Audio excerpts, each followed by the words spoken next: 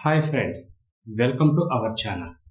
దర్శకుడు లోకేష్ కనకరాజ్ తెరకెక్కిస్తున్న high action entertainer కూలీపై భారీగా అంచనాలు పెరుగుతున్నాయి.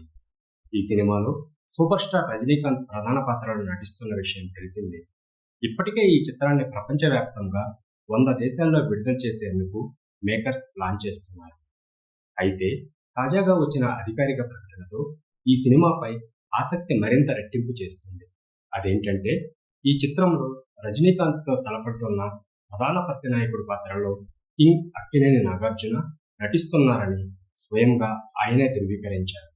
నాగార్జున ఇటీవల ఇచ్చిన ఒక ఇంటర్వ్యూలో ఈ విషయాన్ని వెల్లడిస్తూ, ఈ సినిమాలో నేను రజనీకాంత్కు వ్యతిరేకంగా నటిస్తున్నాను.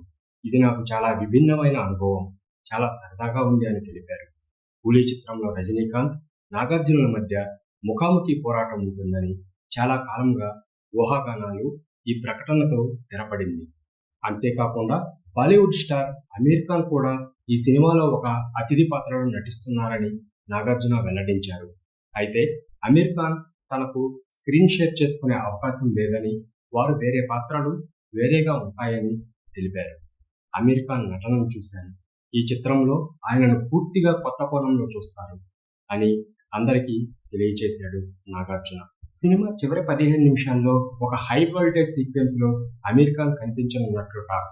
ఈ సన్నివేశాల్లో రజనీకాంత్, అమీర్ ఖాన్ ఇద్దరూ కలిసి నటిస్తారని, ఇది తీవ్రమైన సంభాషణలు, ఉత్కంఠభరితమైన యాక్షన్తో నిండి ఉంటుందని సమాచారం.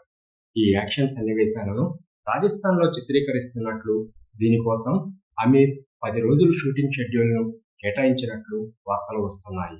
కూలీ చిత్రంలో రజనీకాంత్, నాగార్జున, అమీర్ ఖాన్లతో పాటు శృతి హాసన్, ఉపేంద్ర కూడా నటిస్తున్న విషయం తెలిసిందే.